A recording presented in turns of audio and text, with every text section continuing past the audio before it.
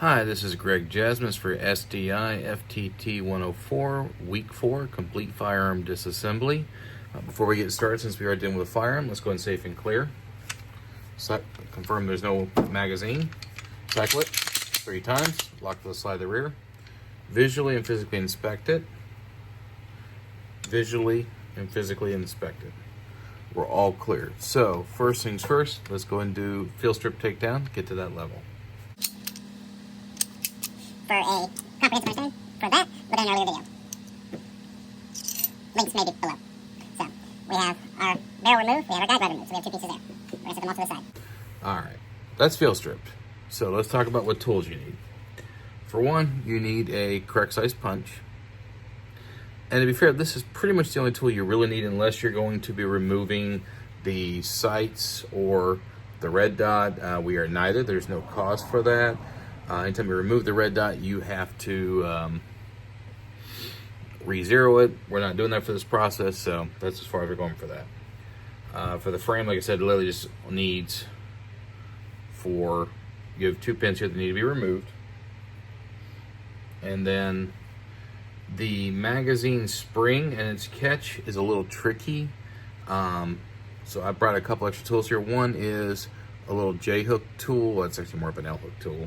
As well as 2 sets of needle nose pliers. And I may not need them at all, just sometimes you do.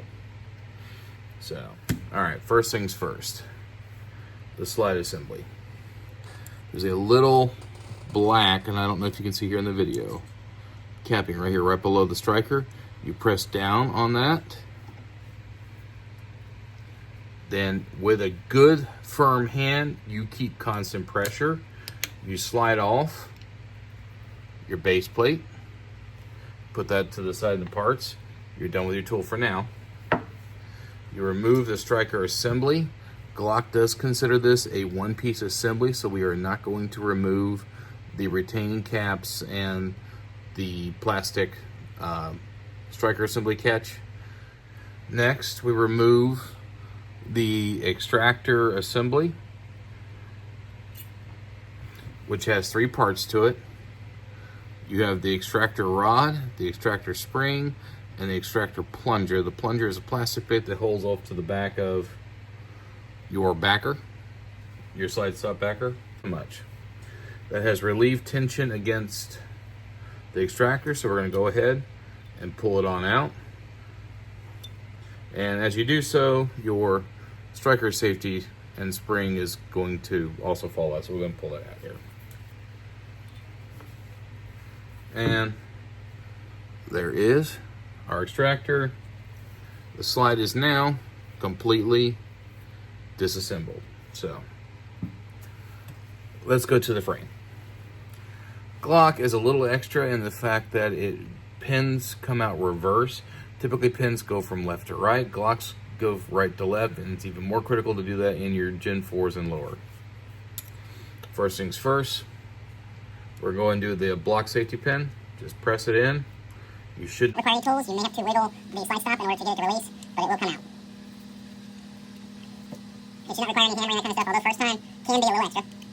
There we go.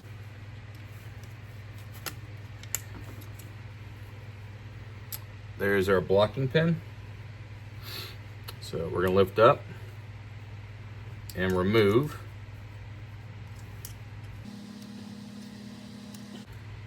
So it's assembly and retention piece. The few factory parts you don't really have to replace. We have our ambidextrous slide stop with attached spring. You generally do not remove that spring unless you need to replace it. Now we need to remove our second pin. That comes out a lot easier. That's meant to be come out a little further because you can replace the grip modules. Just make sure if you do replace the grip modules, use the extended pin. That's what you lift up with the trigger shoe. And your trigger assembly. And this is a Glock performance trigger, so we are not going to disable or remove this because it requires custom parts to move in and out in tools. We're not going to deal with that. So we're just going to set it off to the side. And that is our Glock frame disassembled. We need to remove the slide, the magazine release here. Which is ambidextrous. And it's a little hard to see it, and you have a little spring in here. See if we can get to where you can see it. And it seems to capture it. I'll show you the picture in a second. Just find a little better light where I can see what I'm doing.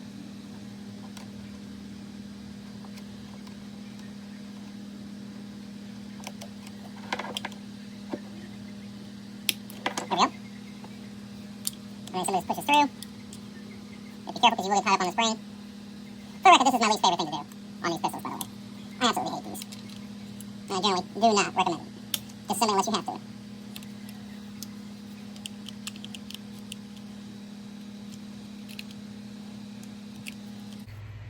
Alright, so mine's being a little extra. You can see that we've removed the piece. This is adjustable. We're going to go and just reinstall it.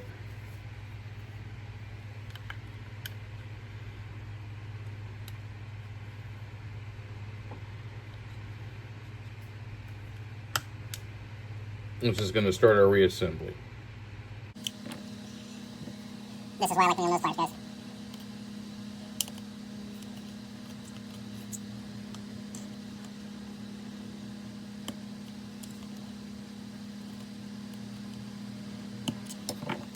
Always the funnest bit. Had an alarm, of course, this is the one part that gave me the biggest pain.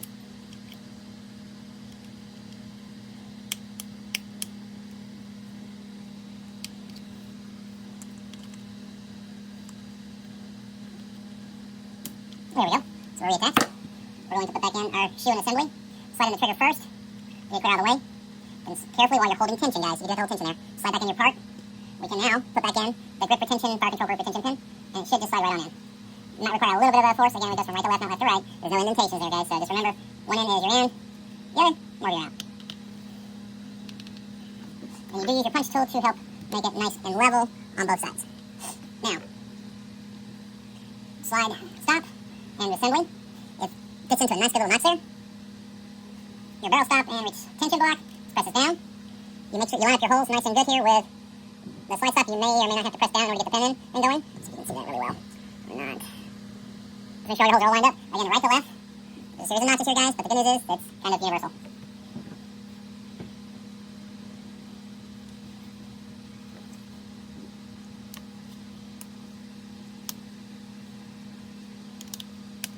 And there you go.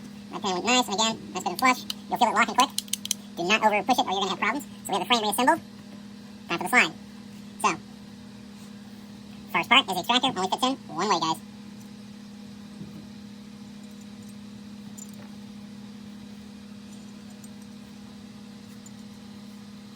Extractor's in. Extractor safety plunger.